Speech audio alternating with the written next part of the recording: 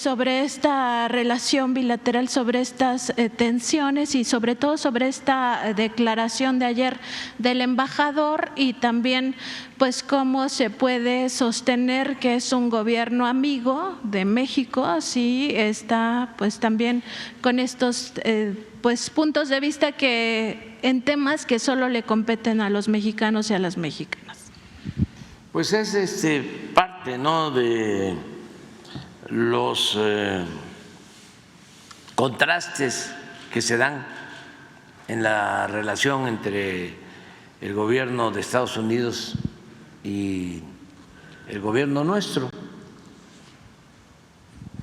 Durante muchos años, ya lo hemos explicado, además es parte de la historia de nuestro país, en Estados Unidos aplica una política injerencista en toda América, desde que definen lo de la doctrina Monroe y sostienen que América para los americanos, entendiendo de que América es Estados Unidos de América, no el resto del continente americano. Entonces, desde hace mucho tiempo, y ellos decidían sobre las políticas en los países del continente, ponían, quitaban presidentes a su antojo, invadían países, creaban nuevos países, protectorados. Bueno, nosotros ya lo hemos dicho y es de dominio público, fuimos invadidos 2 veces de manera injusta y en forma prepotente. La primera vez fue un zarpazo que nos dejó sin la mitad de nuestro territorio en la guerra de intervención de 1847-48. 9 estados de la Unión Americana eran de México.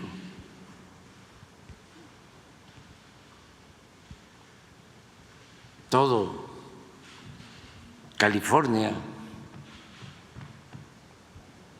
hasta San Francisco pertenecía a Sonora,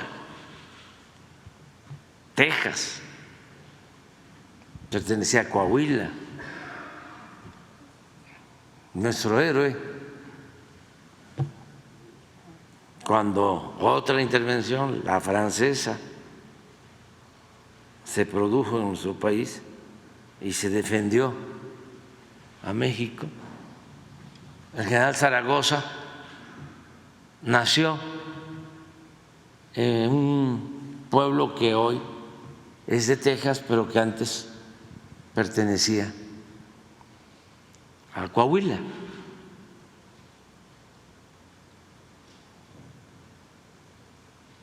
Fue muy triste para nosotros.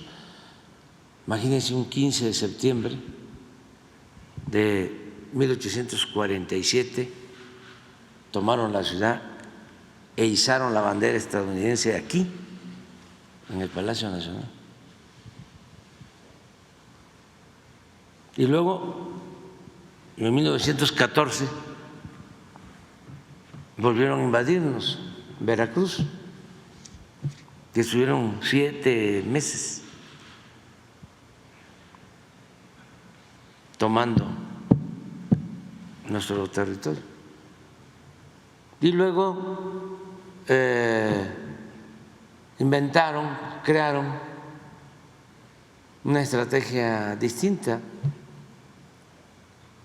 más sutil, y fue muy eficaz, la de abrir las universidades estadounidenses a jóvenes mexicanos ambiciosos para formarlos allá. Y hay constancia de que esto sucedió cuando el presidente Woodrow Wilson, fue una recomendación de su jefe de Estado,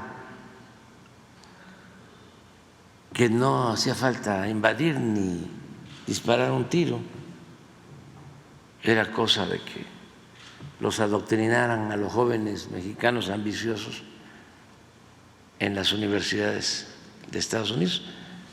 Y se cumplió la estrategia, la profecía, porque allá estudiaron. La recomendación era: se van a formar y pueden llegar a ser presidentes, y lo van a hacer mejor que nosotros.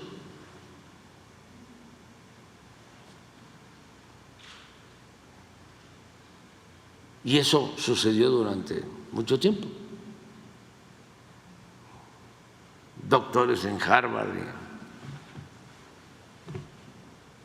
otras universidades, cuando menos 3 presidentes formados allá, de los recientes del periodo neoliberal.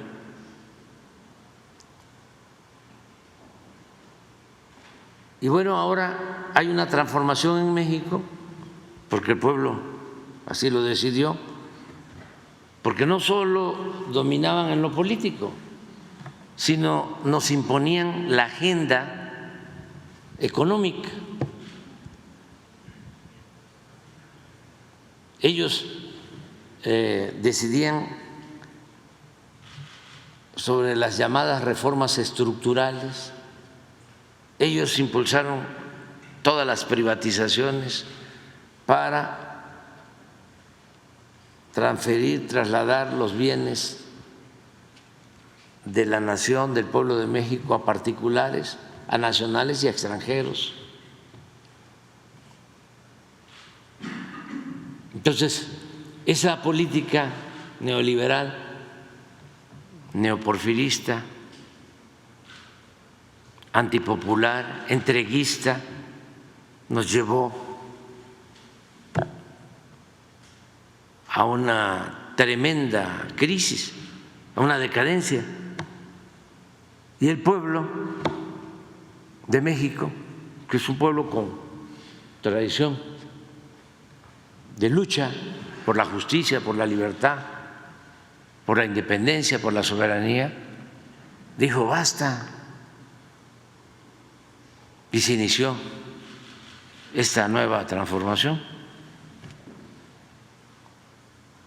Y ahora, en política exterior,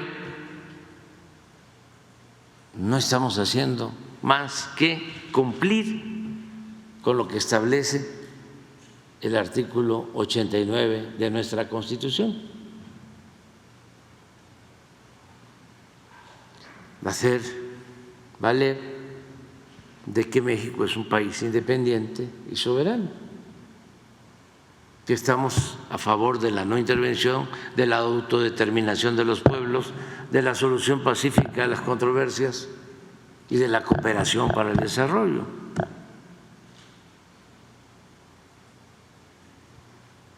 Y hay veces que se entiende, hasta en circunstancias muy adversas, que somos independientes y que somos soberanos y que debemos respetarnos como buenos vecinos, aplicar una política de buena vecindad. Parece increíble, pero nos entendimos con el presidente Trump, porque después de tener un discurso en campaña beligerante en contra de México y de los migrantes, fue muy respetuoso. Hasta firmamos un tratado comercial y no nos ofendió en el tiempo en que estuvo él de presidente y yo también como titular del Ejecutivo, como presidente de México. Fue bueno las relaciones. Luego se dan los cambios con el presidente Biden, que es una muy buena persona. Se mantuvo también una política de respeto. Él mismo me decía, la relación entre nosotros se tiene que dar en un pie de igualdad.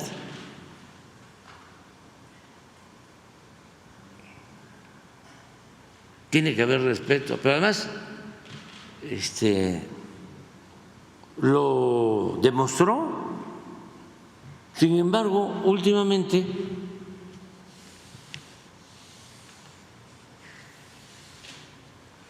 han habido, como tú lo señalas, ¿no?, actos pues de falta de respeto a nuestra soberanía, como esta declaración desafortunada, imprudente del embajador Ken Salazar de ayer. Pero pues ya se hizo una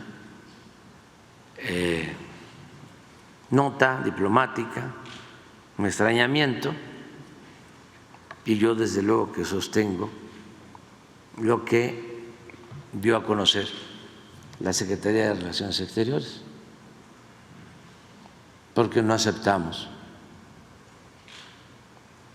injerencismos, no aceptamos que ningún representante de gobiernos extranjeros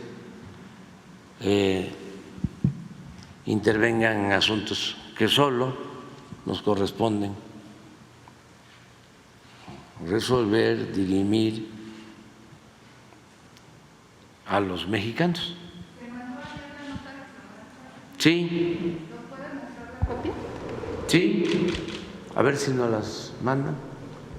Es un extrañamiento para la embajada y se las vamos a entregar. Yo espero que pues esto no se repita.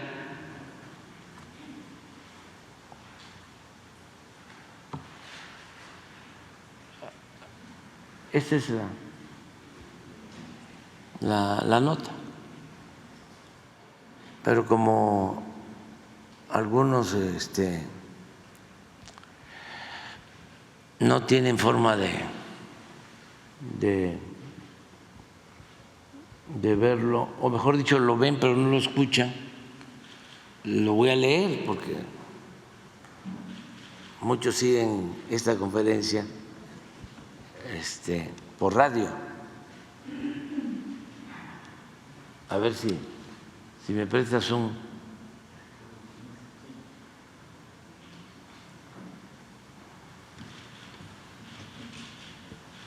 Dice: la Secretaría de Relaciones Exteriores saluda atentamente a la Embajada de los Estados Unidos de América en los Estados Unidos mexicanos y hace referencia a la declaración del embajador Ken Salazar del día de hoy, en la que se expresa su opinión respecto a la propuesta de reforma judicial de los Estados Unidos mexicanos, porque la opinión tiene que ver con la iniciativa que se envió para llevar a cabo una reforma en el Poder Judicial, que es pues un procedimiento completamente legal. El presidente tiene la facultad para presentar iniciativas al Congreso y el Congreso decide, que es otro poder, precisamente el poder legislativo. La Secretaría de Relaciones Exteriores expresa su profundo extrañamiento por dicha declaración del embajador Salazar sobre cuestiones internas y de plena soberanía nacional. El gobierno de los Estados Unidos mexicanos se permite destacar que el objetivo principal de la iniciativa de reforma constitucional es fortalecer el Estado de Derecho mediante una reforma al Poder Judicial que se realiza a través de los procedimientos democráticos consagrados en la Constitución Política de los Estados Unidos mexicanos. O sea, es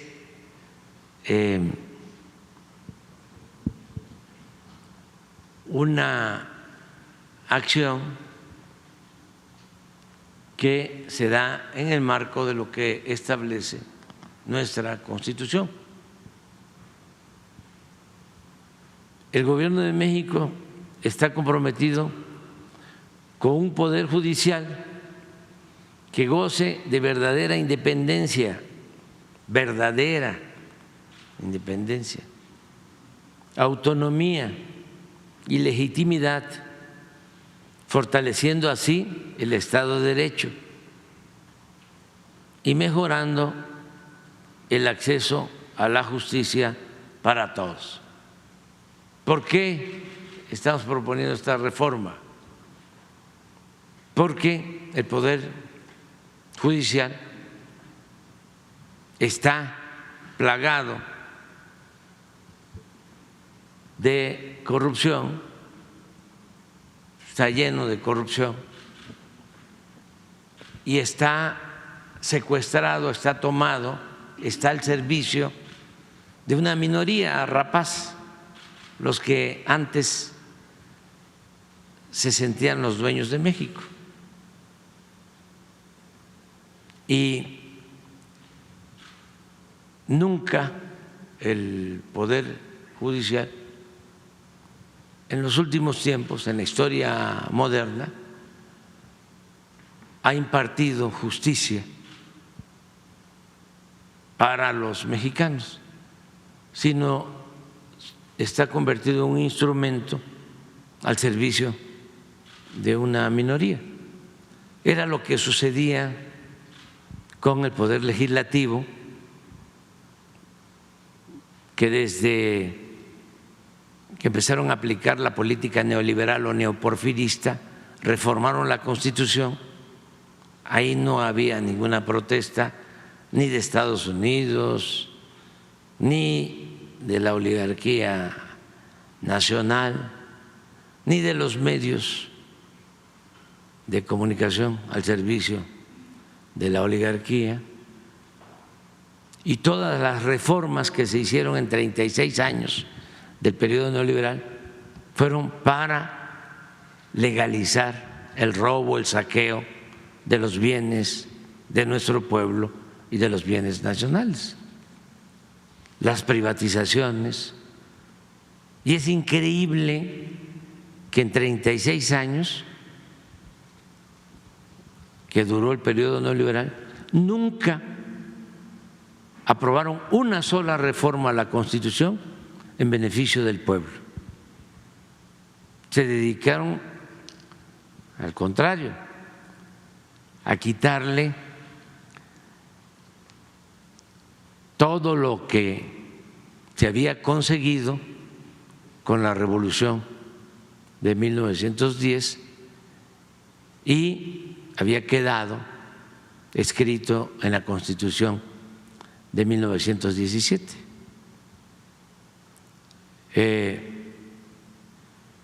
llevaron a cabo contrarreformas, modificaciones al artículo 27 para que desapareciera el ejido y que la tierra ejidal quedara al mercado, que se privatizara. Entregaron las empresas públicas, entregaron las minas, entregaron los ferrocarriles, congelaron los salarios de los trabajadores, le quitaron las prestaciones a los trabajadores, avanzaron en la privatización de la educación pública, de la salud. Entonces, en ese entonces, yo recuerdo que cuando se llevó a cabo la llamada reforma energética para privatizar el petróleo, se acudió a la Corte, al Poder Judicial, para que se celebrara una consulta al pueblo de México, porque lo establece la Constitución en el artículo 35. ¿Y qué hicieron los del Poder Judicial? Rechazar la solicitud de consulta. Y en todo el Poder Judicial ha estado a favor de esta política que beneficia a una minoría de nacionales y de extranjeros. Por eso se quiere llevar a cabo esta reforma al Poder Judicial. Aquí estamos hablando de la protección del Poder Judicial a los delincuentes de cuello blanco, nacionales y extranjeros, pero también el Poder Judicial está controlado por las bandas o los jefes de las organizaciones criminales. Domina la delincuencia organizada y domina la delincuencia de cuello blanco al Poder Judicial. Entonces, por eso es importante la reforma. ¿Y qué se propone? De manera muy sencilla y democrática, que en vez de nombrar en la cúpula del poder a jueces, a magistrados, a ministros, porque el Poder Judicial fue, cuando se llevó a cabo esta política neoliberal, una moneda de cambio para que el PAN apoyara al PRI de Salinas en todas las reformas privatizadoras. Les entregó por completo al PAN el Poder Judicial, como en el gobierno de Zedillo se llegó al extremo de que el Procurador General de la Justicia era un panista. Fue una concesión. Entonces, si se elige a los jueces, que es lo que estamos proponiendo, elegir a magistrados, elegir a ministros, podemos ir limpiando de corrupción el Poder Judicial y que esos jueces, magistrados, ministros sepan que representan al pueblo, a la nación, y que su función es impartir justicia. Por eso es Suprema Corte de Justicia de la Nación. Si no, habría que quitarle el nombre, quitar la palabra justicia. Entonces estamos proponiendo esa reforma y no quieren. ¿Cuál es la afrenta? ¿Cuál es el agravio? ¿Cuál es la violación que se está cometiendo? ¿Que no los mexicanos vivimos en una democracia?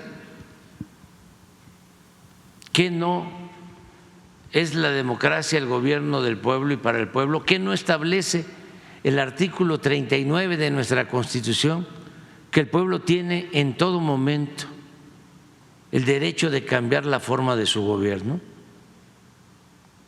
¿Que no es el pueblo el soberano, el que manda?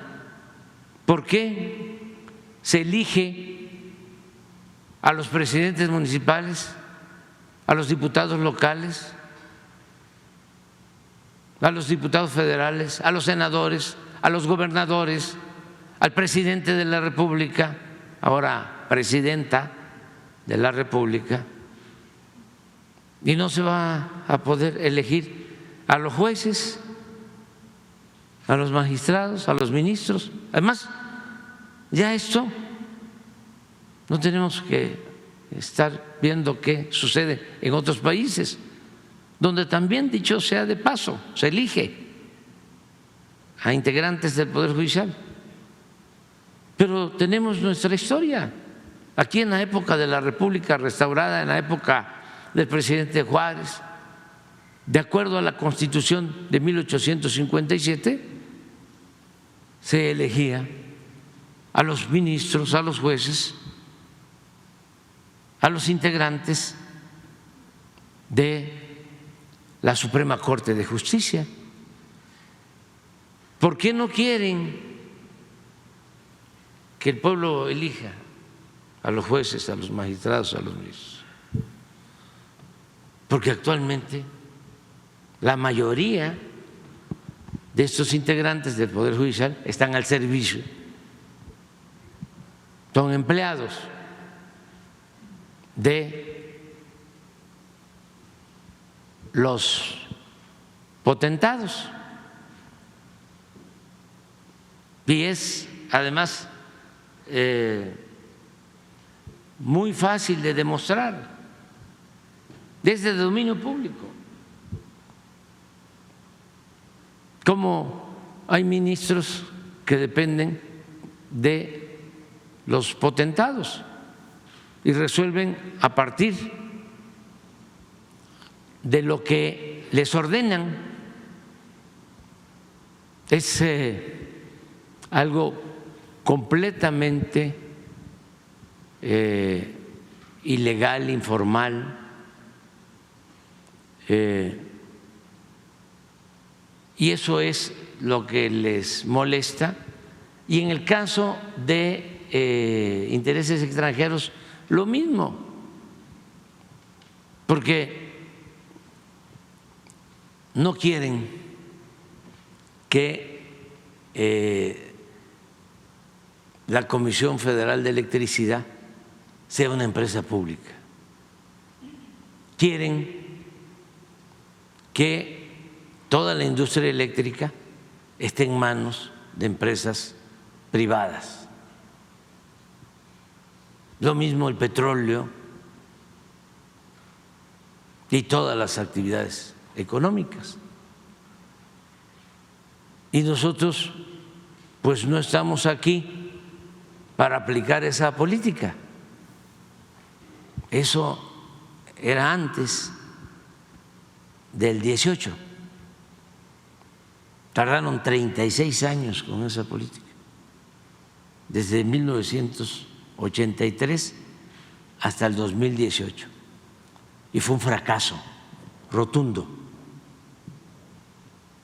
Lo que dejaron al pueblo de México fue más pobreza, una monstruosa desigualdad económica y social y violencia que todavía estamos padeciendo por el abandono al pueblo, por el abandono a los jóvenes y, desde luego, por la corrupción, porque se dedicaron a saquear. Es increíble, pero nunca en la historia de México habían robado tanto los potentados como en los 36 años del periodo neoliberal.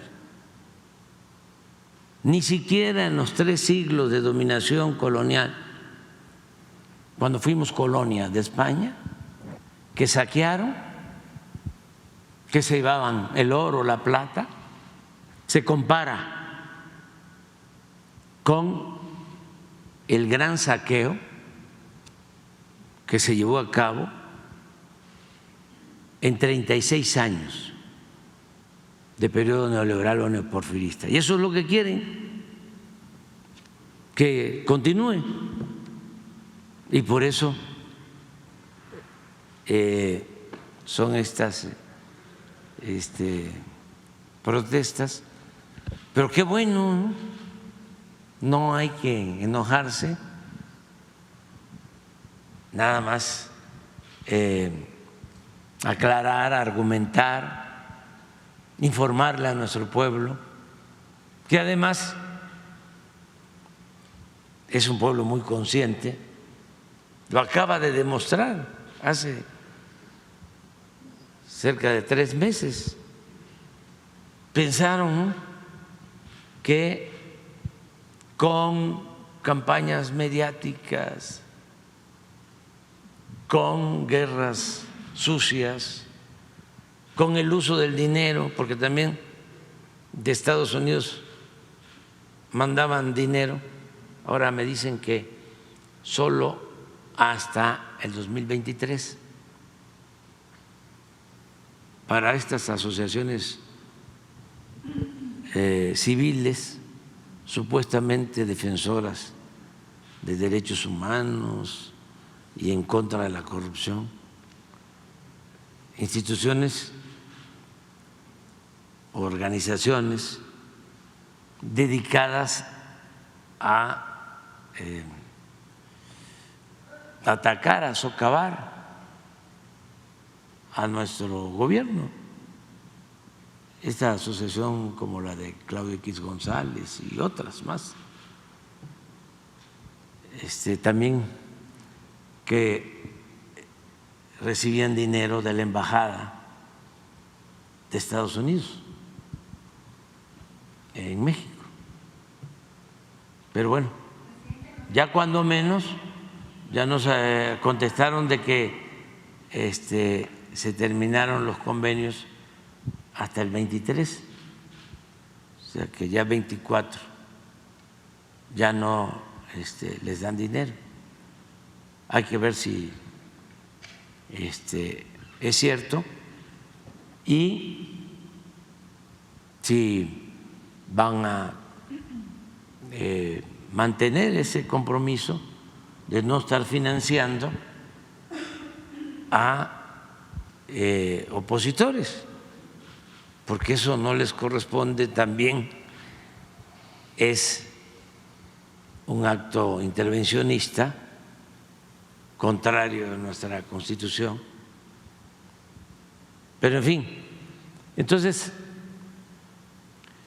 en tal virtud, dice la carta, o el extrañamiento, la declaración del embajador de los Estados Unidos de América, expresando su postura sobre este tema, que es de carácter estrictamente interno del Estado mexicano, representa una acción inaceptable de injerencia, contraviene la soberanía de los Estados Unidos mexicanos y no refleja el grado de respeto mutuo que caracteriza las relaciones entre nuestros gobiernos. Nosotros no vamos a recomendarles. Imagínense que Esteban Moctezuma, el embajador de México en Estados Unidos, lea un documento diciendo que por qué Estados Unidos vende o regala tantas armas para que se hagan las guerras en Gaza o en Ucrania o en cualquier otra parte en donde mueren inocentes. ¿Qué contestarían?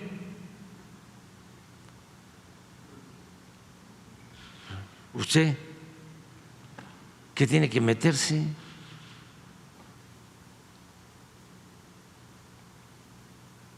Nosotros no hacemos eso.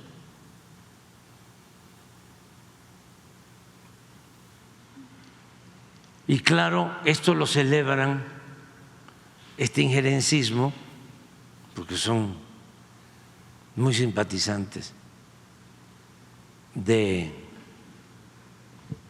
la política prepotente, ¿no?, de Estados Unidos.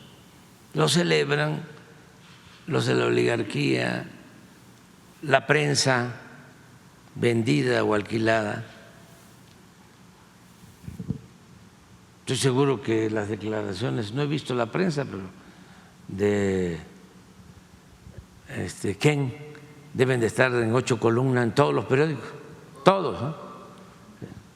A ver, ponga el Reforma. Bueno, ya termina ahí ponga el Reforma, ponga el Universal, porque son iguales. Es lamentable. No, y al rato va a aparecer hoy un manifiesto de apoyo a Ken Salazar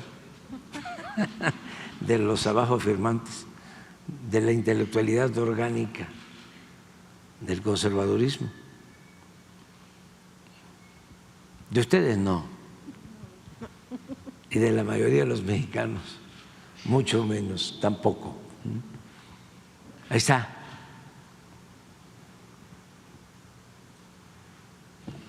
Imagínense eso. Sirve al narco. Reforma. Fíjese, arriesga democracia.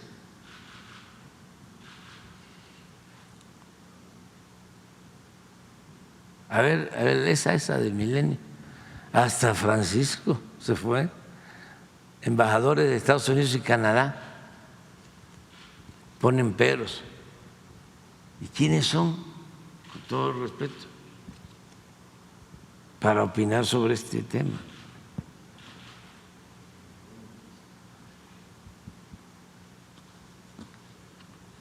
Ven Estados Unidos y Canadá riesgo en relación con México por reforma judicial. Y no sé si se dan cuenta cómo se armoniza Estados Unidos y Canadá, que también es lamentable, porque esto no es Ken. Ken es el vocero. Esto es el Departamento de Estado del gobierno de Estados Unidos.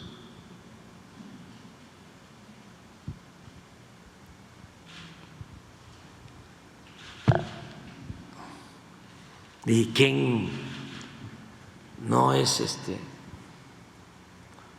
Aquí está también. Reforma judicial. Riesgo para relación comercial en el tratado. ¿Quién sabe? ¿Saben? ¿Quién no está en los extremos? De los embajadores que han habido en México, de Estados Unidos. El peor de todos, Wilson, ese dirigió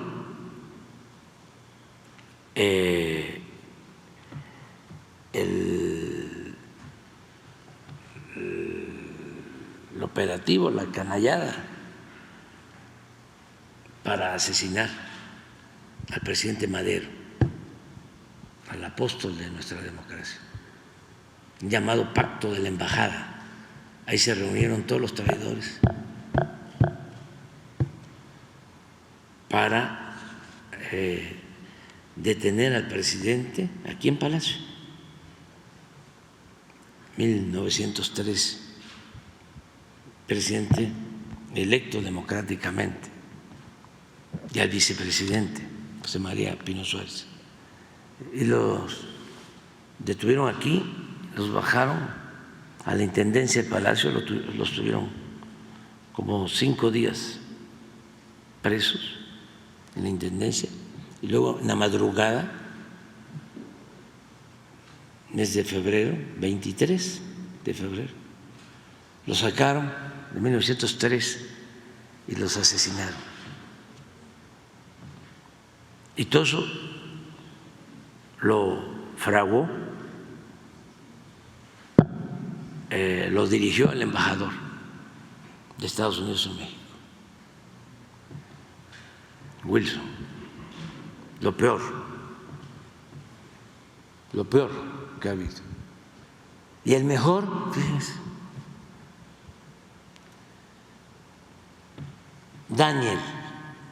Joseph Daniel, embajador, cuando el presidente de Estados Unidos era Franklin Delano Roosevelt. Claro, un gran presidente.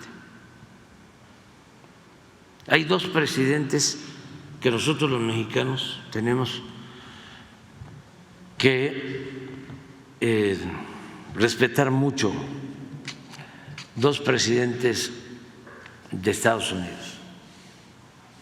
Uno, el presidente Lincoln. Fíjese, presidente Lincoln, republicano, pero no reconoció la intervención, la invasión francesa, ni a Maximiliano, al emperador ni a la emperatriz Carlota. Y apoyó al presidente Juárez. Por eso se decía antes, habrán muchos Abranes, pero como Abraham no habrán. Así se decía en México. Un gran reconocimiento a Lincoln. Y el otro presidente, Roosevelt, demócrata, porque a él le corresponde gobernar Estados Unidos después de una crisis económica, un crack económico. Él saca adelante a su pueblo y lleva a cabo una política de buena vecindad. Neruda, poeta de izquierda chileno, premio Nobel de literatura, llega a decir que Roosevelt era el titán de las libertades. Hice un reconocimiento de una gente como Neruda, de izquierda, a un presidente de Estados Unidos. Lo importante de Roosevelt. Bueno, el embajador en ese entonces, esa era Joseph Daniel, y había sido su jefe de Roosevelt. Y tenemos la suerte que es embajador en México cuando la expropiación petrolera, y se porta el presidente Roosevelt y el embajador de lo mejor. respetuosos de la decisión soberana que había tomado, decisión soberana y patriota del general Cárdenas. Son los dos. ¿Dónde está Ken? Pues no es Wilson, pero tampoco es Daniel. Que ayude todo esto, ¿no? Y no enojarnos, tener nada más muy presentes las cosas y defender nuestra independencia, nuestra soberanía, y no someternos.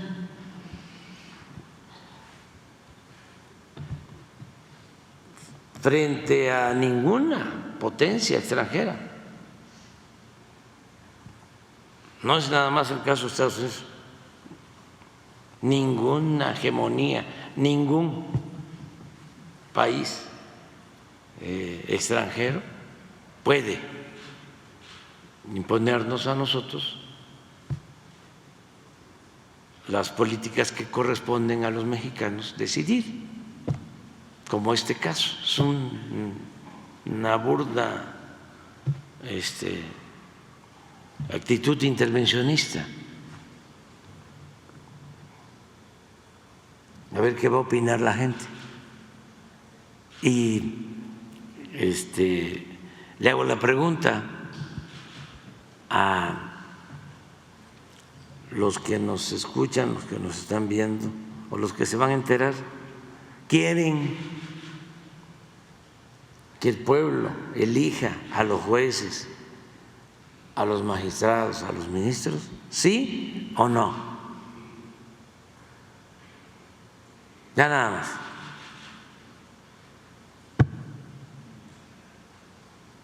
Además, el método, porque aprovecho para informar,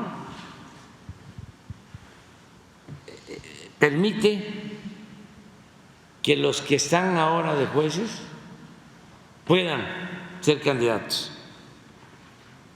Lo mismo los magistrados y los ministros. Ellos tienen su lugar. Los nuevos que se van a inscribir, si son muchos, tienen que cumplir requisitos, tienen que ser abogados, entre otras cosas, y va a haber una comisión que va a revisar si cumplen con todos los requisitos que establece la Constitución, las leyes. Y si son muchos, si se va a elegir a un juez y se inscriben 100 y solo pueden haber 10 candidatos, mujeres y hombres, porque la mitad tienen que ser mujeres y la mitad hombres. Entonces va a haber una insaculación de los 100 para que queden 10, pero no los va a imponer nadie. O sea, esos 10 van a aparecer sus nombres en una boleta y el pueblo va a decir: de estos 10, porque se van a enterar sobre qué han hecho estos abogados, abogadas. Va a haber un periodo de campaña para que el pueblo los conozca, y entonces todos los mexicanos vamos a ir y vamos a votar por la jueza, por el juez que consideremos va a actuar con honestidad y va a impartir justicia.